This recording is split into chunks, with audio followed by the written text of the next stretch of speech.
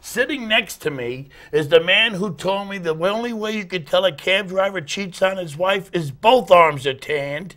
He's Bruce the Blog. Well, I don't remember saying that, but I'll take your word for it. And he's Bazzo, and you're watching Bruce the Blog Goes Bazzo. Good evening, everybody, and hello, Carlos and Bob, and I'll tell you about that later.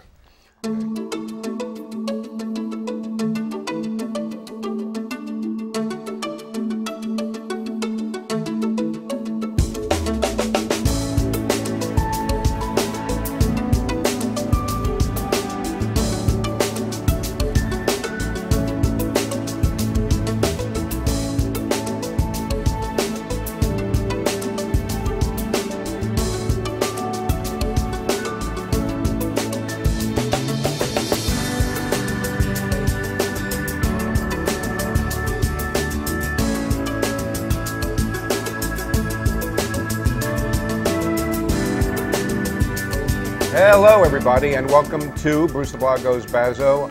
I don't know about Carlos and Bob, but by the way, I do know Carlos and Charlie's. I don't know if you've ever heard of that, but if you've ever been to Mexico. Believe it or not, there are two people that watch our show regularly. They're my mechanics. Only two? Why do we bother? No, but I was surprised that they actually do watch the show because I know how hard they work and how late they work. I hope Nielsen picks them up on the ratings. But anyhow, they make time at 10 o'clock on Thursday night to watch our show. And that's right. So we're appointment viewing. Right, so I said I'd promise to say hello to them. Okay. Oh, Carlos and Bob. Hi, Carlos and Bob. And we want to say hello to Justin. That is Justin Wagner, our guest. Welcome, Justin. Welcome. Right. Candidate for District 40 of the New York State Senate. Right, Democrat ticket. Right, as the screen showed at the beginning. And so we're going to spend the next 30 minutes talking to Justin about why he's running and what he proposes to do if he is elected, you know, what he feels the major issues are for his constituents. Quickly, we want to remind you that the show is brought to you by Chase Media Group, which publishes the Penny Saver and actually prints a lot of campaign material for candidates. And Carl the Chase and Frank Rich, thank them for putting up with us. And I want to, Bazzo, quickly do a salute of the week. Yes, absolutely. Yeah, I recently met, and we actually did a different cable show that I do, with Frank Real, his name is, R-E-A-L-E. He lives in Putnam Valley, but... What cable show is this that you do? Yeah, that's the Grace Notes, which is Supervisor Michael Grace's cable show in Yorktown. I don't know if you've met Supervisor Grace. I have. Yeah, he's doing... I'm partisan as far as I do some volunteer work with him, and, but I think he's doing a great You're job. partisan? And a lot of people enjoy shocked, things. I'm shocked. Yeah, right. Well, I wasn't born partisan. I converted. But I want to salute something called Peers Influence Peers Partnership, which Frank Real heads. He's a former educator, and he still is an educator in this context. This is a really worthwhile organization. You can go to peerspartnership.org. Quickly, this is a very succinct goal I'll read so you understand why we're saluting it. To assist the youth of America to use their influence with their peers to make positive lifestyle choices. What Peers Influence Peers Partnership does is creates media, meaning like short films, and they do once a year a 60-minute film that students or young people produce and write. The new one is called Fine Lines. If you go to their website, you'll find out more about it. It talks about prescription drug abuse. You know, people talk about illegal drug abuse, but there is a serious epidemic of prescription drug abuse. And so this organization, you know, tries to steer kids on the right path so that they do make the right choices. So we're saluting them. Yes, absolutely. Yeah. Now, I want to start off, because I'm not going to do any salvo. I want to get right to this because we only have less than 30 minutes now. 3 men in a room. We always hear about the 3 men in a room. 2 of them are Democrats. 1 of them is a Republican. And we're talking about the leadership of the New York State government. Governor Cuomo, Assembly leaders Sheldon Silver, and Senate leader Dean Scalos. Right. And there's always been a complaining about the 3 men in a room, and then they only just tell everybody how to vote afterwards. But the press has been praising the 3 men in the room right now for 2 on-time budgets. Right. And saying the state is going in the right direction. So I have to ask you something. It was just released last week that New York State is the only state in the union, even over California, that has a higher unemployment this year than last year. How can you say, and how can anybody say with a straight face, the state is going in the right direction, And like, it's because this is not bipartisan. That's why I said the three men. This is not a Democrat-Republican thing. This is a government thing. How can anybody say the state is going in the right direction when we have a higher unemployment? That means more job creators are leaving the state than we had last year. Well, first, I want to say thank you for having us on the show. I mean, yeah, we have an audience. We do have a live audience. Yes. We've been working hard in this campaign, knocking on doors, talking to folks, building infrastructure. We just opened an office here in Peekskill. But you know the campaign is going big time. Where is your office in Peekskill? We're on 826 South Street, just a couple blocks from the Peekskill Coffee House. Okay. So we're working hard, but you're absolutely right. I mean, employment is the #1 issue in this campaign. It's how do we get people back to work. I mean, I think the focus needs to be on the creation of small business jobs. There's a lot of attention paid at the policy level on large business. How do we get the next big company to come in? I think instead we need to focus on small businesses. Those businesses. Do you believe the state is heading in the right direction? That's my question right now. Well, I think Governor Cuomo is certainly moving us forward. I think he needs serious partners in the legislature. One of the reasons I'm running is I think essentially the governor needs to have people who want to work with him. There are certain senators and representatives, when they don't get their way, they protest outside of his house. I think having a relationship with the governor and working with so him, infantile. well, fair enough, working forward to create jobs, to keep our environment clean. Because what people want across the state is pretty simple. They want good schools, they want lower taxes, and they want a government that works for them. But how do you create jobs when you really don't decrease government spending? What all the things been decreased is rate of growth. I mean, right now we're at a baseline of $132 billion that we've been at the baseline to run the state of New York. Right. And then the governor says and the legislature says, oh, we've cut spending when they haven't cut it down. Nobody got less money this year than they got last year. Do you think it's possible to actually cut spending that's not paper cut but real cuts? Well, let me just go back to job creation because I didn't finish. The #1 thing the state can do to get people back to work is investments in infrastructure. The governor's moved forward on a couple large projects, Tappan Zee, the convention center. We need more of that because right now the challenge is getting that unemployment number down because otherwise we hit a tipping point and things keep spiraling. So that has to be #1. #2 is small business. We did on our campaign, and you can check out our website at www.justinwagner2012.com. That was a good plug, right? Yes. You can check out the first thing we did in this campaign is put forward a set of proposals on small business. And some of them are Republican ideas, tax credits, tax deductions. Some of them are Democratic ideas. Why would you label it like that? A good idea is a good idea, and it really doesn't matter where it comes from. I agree with you, and that's too much of our press right now. Too much of our policymakers are focused on the red team versus the blue team. Again, why I'm running is I think we need to send more serious people to Albany, people that want to work on problems. That's why I started off, like I said, with the 3 men in the room, bipartisan screwing up the state. It's not Republican, it's Democrat. You have a culture of corruption in this state, as you can see by these convictions. Now, in every state, it's not just New York. New York State right now, we're leading the way. We have had in the last 4 years 23 convicted elected representatives convicted now. Right. That's a culture of corruption. Okay. But I want to step back because you know how I'm very big on setting the table and not assuming the audience knows what we know. So, Justin, there obviously has been redistricting. It's been all over the news. So why don't you just quickly summarize what the 40th district is that's currently represented by State Senator Ball and that you're running for? Sure. The 40th district is one of the most beautiful areas in the state. It starts in Dutchess County where I grew up, Beekman and Pauling. It now has the eastern side of Putnam and then comes down and covers northern Westchester from Peekskill and Cortland all the way over to Lewisboro, down to Mount Kisco, down to Mount Pleasant and Newcastle. So the change in the district is that we added Newcastle, we added Mount Pleasant, and we lost parts of Putnam and Dutchess. Okay. And also, a little bit about your background, because as Bazzo said, I was looking at your website, which is very well done. It's very informative. It lays out all of he even said that off screen, guys, so don't worry. He's not just sucking up here. No, I'm not. But no, it really lays out your position on all the core issues as you see them. And I saw that, I believe it's your father worked for IBM. That's right. And that you, at a very tender age, ran for office and won in Georgetown. I think you were 20 years old.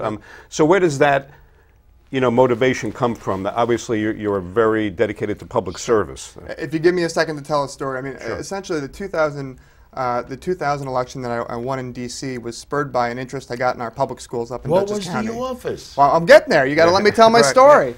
You got a couple more minutes. In 1992, there was a presidential election. We had Ross Perot, we had George Bush, and we had Bill Clinton. Right. As a 12-year-old, I was in a program at our school library, our public school library. It was an enrichment program. This is Poughkeepsie. Arlington School Arlington District, School so in LaGrange. Right. And they took us to the Franklin Roosevelt Presidential Library. Right. If people haven't been there, it is amazing. It has an Hyde Park. archive, Right. and you can literally go through the president's papers. And so at age 12, as a young guy often is, I was kind of really enamored by war. So I actually went through and looked at President Roosevelt's writings on the Manhattan Project, and I just got very, very interested in the presidency, and then I started following the election.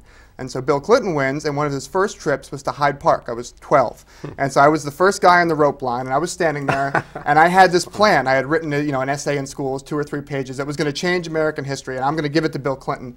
And I'm waiting in that rope line, and he comes out, and he sees my sweatshirt, and he starts talking about basketball, and I'm just mesmerized by this conversation, and I forget to hand him the package. And so, it was really my public schools that had these programs that sent us to this library that got me into public service, and then when it came time to pick a college, I wanted to go to Washington, I wanted to study government and politics. And we got there, and we found that our local town-gown relations weren't very good, so we registered over 1,000 students to vote, and I got myself elected to our town board.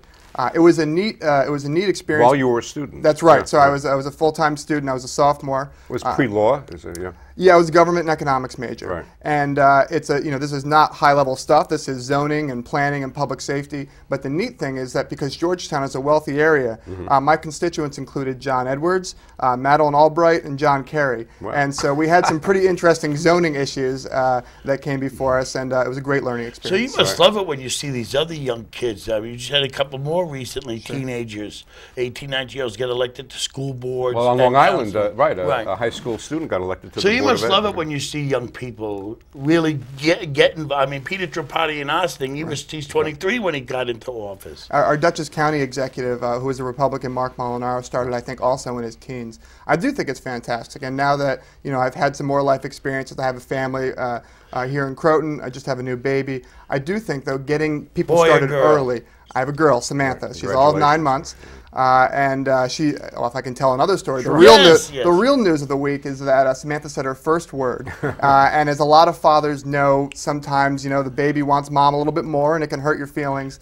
But Samantha's first word this week was dada, and so I feel like all is right with the world. You know what I want to ask her? Her next word's going to be vote for ... I don't know who she'll fill in the blank with. So. Well, I thought it was the vote for Wagner's scarf that she wears around her neck. That's why she said that.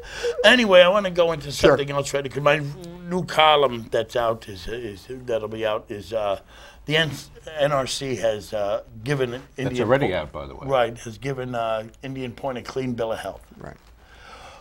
They had 25 issues that they said were very low on the listing. Are you part of the shutdown crowd? Because you're looking to represent a district that gets a lot of economic benefit out of it. Are you part of the shut it down crowd? Well, I disagree with a couple of the premises in your questions. Let me just start with that. I don't think they gave him a clean bill of health. There were 25 issues and they weren't all minor, so that's first. The head of the NRC said they were minor. He said it himself. And so the NRC is mostly laden with industry folks. So let's be honest. They know the industry. Why not? Well, let's talk about who appoints them, and it's mostly industry folks.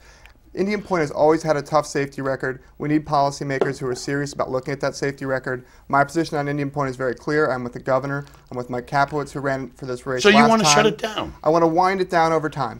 I don't think it's different. I do absolutely not. We are not shutting this plant down tomorrow. What we're doing is that we're transitioning the plant out of commission because it's old. And let me finish.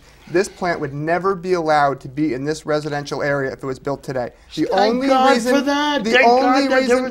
have those regulations back then. I disagree. The only reason that it is in such a residential area and in a blast zone of hundreds of thousands of people is because it came before the current regulations. And I just think this is not the answer to our energy needs. So my follow-up question to Bazzo is, are you opposed to nuclear energy? Absolutely not. I think nuclear energy has to be, anyone who's serious about curbing global warming has to be committed to nuclear energy that's responsible. But it has to be places where we don't have residential populations, and it can't be an aging facility like Indian Point. And what about fracking? Sure. You know, hydrofracking right now, you look at what's happening, and if your viewers don't know, hydraulic fracturing is the process by which we get natural gas out of the shale. See, a man after my own heart. Yeah. It explains it. No, seriously, I think a lot of people don't even know what it means. Right, and the issue in natural gas is good. The idea of using a cleaner fuel source is a good idea. Right. The problem comes with how do we get the natural gas out of the ground. And right now they are doing really deep well hydraulic fracturing. It is fairly new. The state of Pennsylvania has done it, and right now New York is debating about whether or not we should do it in our Marcellus Shale, which is mostly in the northern part of the state. I am against right now moving forward with hydraulic fracturing. I think, one, we haven't seen what's happened in Pennsylvania. I think the environmental studies aren't in yet. And that shale has literally been there for thousands of years. It's not going anywhere. If we do the testing, 5 or 6 years, let's go get it. But right now, I think it's premature. It's premature? Yeah. Absolutely. Okay. So we want to shut down Indian Point over time. We don't want to frack. Where are we going to get our energy from? Sure. I think there's two main sources. One is a commitment to green energy. You know, you'll see throughout the state. You mean like Salandra? That went bust because green energy is not on the popular demand without government subsidy. Or all the green energy companies that are succeeding right now. You picked Name one that three. failed. You Name picked one three. that failed. Yeah, that cost the taxpayers billions upon billions of dollars. You hear this talk about venture capitalism. That's what the government was doing, was venture capitalism, and it cost us money. And it shouldn't be. I mean, green energy is not on anybody's plate except people that want to use government money to support it. It cannot survive on its own. And the reason for green energy is based on a fallacy, this man-made global warming garbage. The fact is that of all your alternative energies, name one that's going to get an airplane off the ground other than petroleum. What's going to light the Empire State Building other than electricity that comes from other fossil fuels to make? It doesn't exist in our time, and it won't exist in our time. Well, I just don't think that thinking is not going to get us to the future that we need to be. We need to have a future that has clean energy. And let me just finish. So not only a commitment to green jobs, green technology, but also hydroelectric. There are plans to bring hydroelectric power down from the northern part of the state, from Canada. Bring that down. That could supplement our fuel needs here. Yet the here in state Hudson has Valley. already passed laws that they can't use the land that they want to put the power lines on. I wrote this in my column. They've already passed the laws to make it impossible to bring it from up there to down here.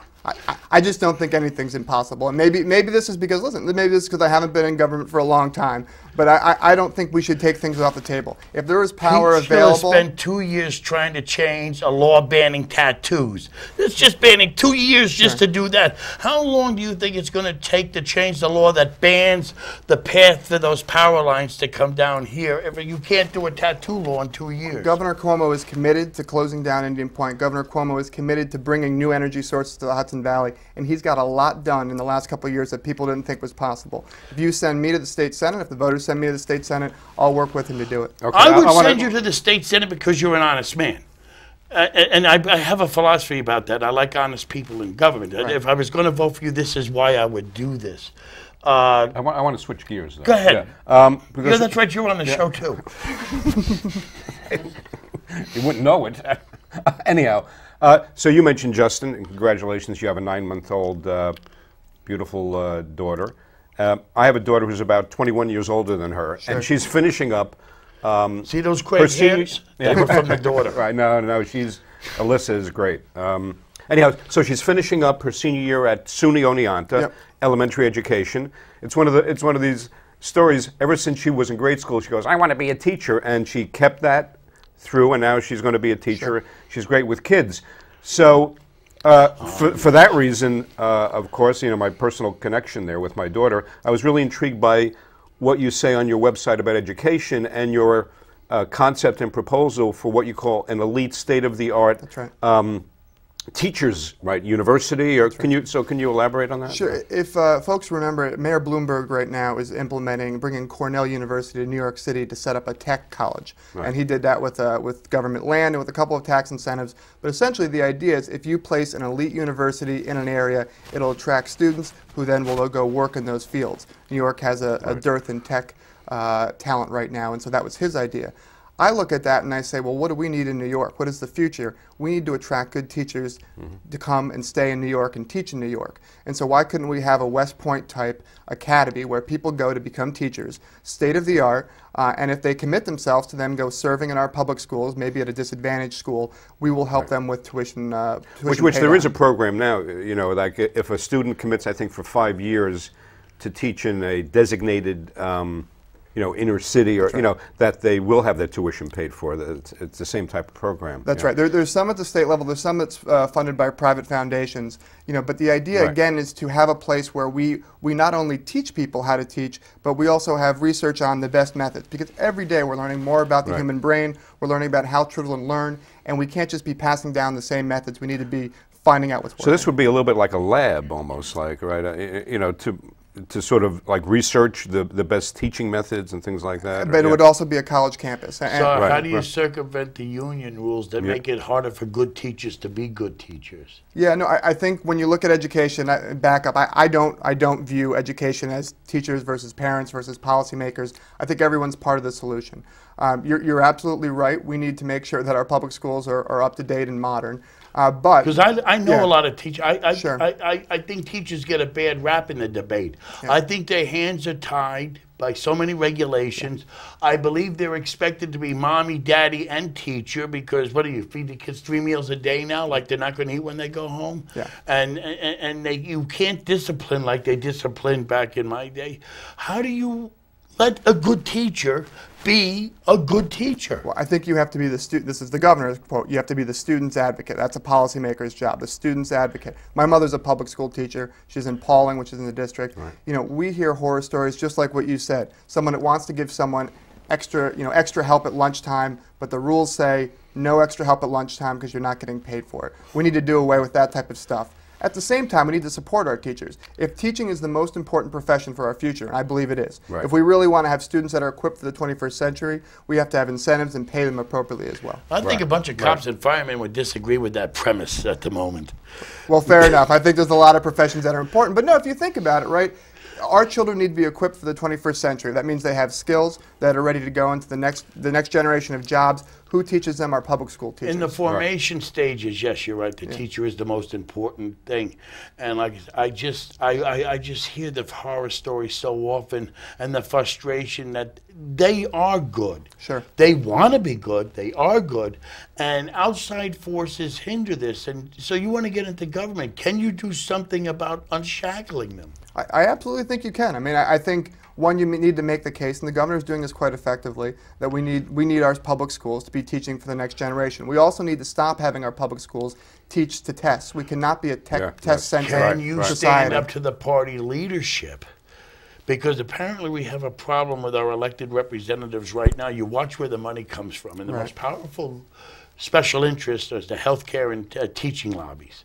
And they tell the leaders what to dance, and then the leaders tell the legislatures what dance we're waltzing to.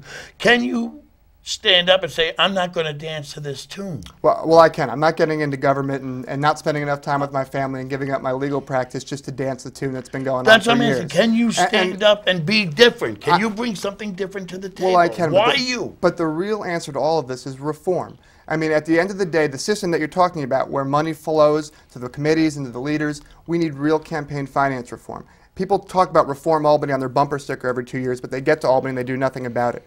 We need to lower the contribution limits. We need to make it so policymakers are talking to voters, not to donors. So I think campaign finance reform is very important. Redistricting reform, it's a boring topic, but how we draw the lines, it makes a huge difference because in 90% of the elections throughout the state, we'll have non-competitive elections. Here in the Hudson Valley, in my race versus Senator Ball, it's unique. We almost have an exact number of Republicans and Democrats. We have a couple more Democrats in the district, so we'll have a competitive race. But the way that they gerrymander these lines makes the policy outcomes almost done from the outset. So reform is the answer. Okay. Well, more people die in office and then get voted out of office. Anyhow, that's reality. As the official timekeeper, I want to make sure we cover some of the other issues. Yes, so now something I know all of our viewers talk about pain points in Westchester County, want to hear about is property taxes. Sure. So, I mean, and that's one of the issues on your website is what you propose to do, things like Star and circuit breakers when we talk about that? Well, I support the property tax cap, which was enacted. But the whole idea of the property tax cap was that then we would have mandate relief. You know, this idea that what the state forces down upon local governments and counties would be taken care of. That hasn't happened. There's been some ideas floated, but very little has happened. And so the real solution, the real thing the state can do to try to decrease property taxes is mandate relief. And so you might ask specifically what ones. I think one of the most important ones is Medicaid, if you don't mind me asking myself questions. You know, Medicaid is now taken from the state and placed on the counties to a large part. Here in Westchester County, a disproportionate percentage of our budget. It's the only state in the union that does that, by the way. That's right. And so does it make sense for New York City to have a Medicaid system in Oswego County? That's crazy. There's a proposal, a very serious proposal put out by Amy Paulin, an assemblywoman, to actually consolidate that, to save money so we don't have 62 different Medicaid systems. I think that would free up money. There are other mandates we can look at as well, but that I think is the real solution to get the state off the local government's back. Then I have to ask you in this train of thought, with Medicaid, which is a government program, where you have a governor now that has now, by edict, decreed that New York City can no longer fingerprint food stamp recipients. Says it stigmatizes them. Now, obviously, the next step is we're going to remove the fingerprints from the other government services. Why? There is no technology better than fingerprints to root out fraud. I don't care what the governor says. Everything else can be screwed with, but not your fingerprints. Would you be in favor of making it easier for fraud to exist, or do you think people should? Because that's what it is. It allows, I mean, the taxpayers are being stigmatized by getting screwed in the deal. Yeah. I mean, I'm not too sympathetic to people on the government, though, thinking that they shouldn't have to prove who they are.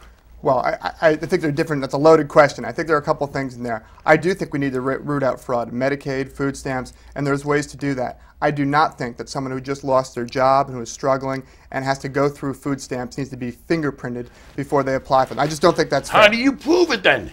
How do you prove they're not already double dipping in another state? How do you prove they're not double dipping in another county without it? Well, I don't think the technology we have right now can do that anyway. We're not coordinating with other states. No, it's not true. I'm sorry, and I don't mean to do this, but when Giuliani instituted the welfare fingerprinting, they lost half their welfare roll just in people from double dipping from New Jersey and other counties in New York when that happened within the first 6 months. Actually, we do have the technology on that with the fingerprints to work because we have it with motor vehicles. Okay, so we have to start now to wrap it up. And I just would ask you, Justin, one quick thing, because I think it's extremely important, women's issues, if you could just sort of summarize, you know, why that's something that you're focusing on. Sure. Well, I mean, nationwide, you've seen this real attack on reproductive rights, on women's rights. And here in Westchester and New York generally, people kind of view, oh, we're New York, we're a safe state, this is the state where choice matters. Well, actually, there's an act right now in front of the state Senate that the governor supports, the assembly supports.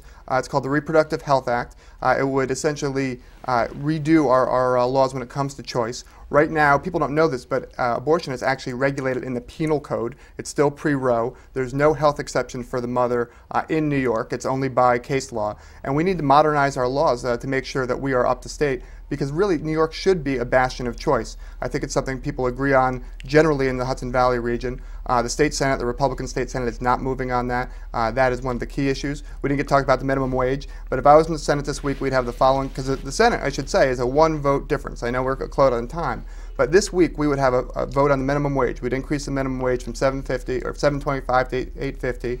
We'd have campaign finance reform, and we'd have the Reproductive Health Act if I was in office. And those are the type of things we'll be talking about. Okay, thank you. And we do have to wrap it up. So, great. Hey, Justin, thank you thanks so very much. much for being with us. I am glad you came. I hope you're not mad at me. No, this was fun. This was fun. We'll do it again. Then you will come back? Anytime. Oh, I love that idea. Great. Anyway, these are my opinions. You may beg to differ. And when Bruce the Blog listens, people talk. Thanks for watching, everyone. Especially our candidate here. Thank you. Thanks, guys. Yeah, no, thank you. I'm glad.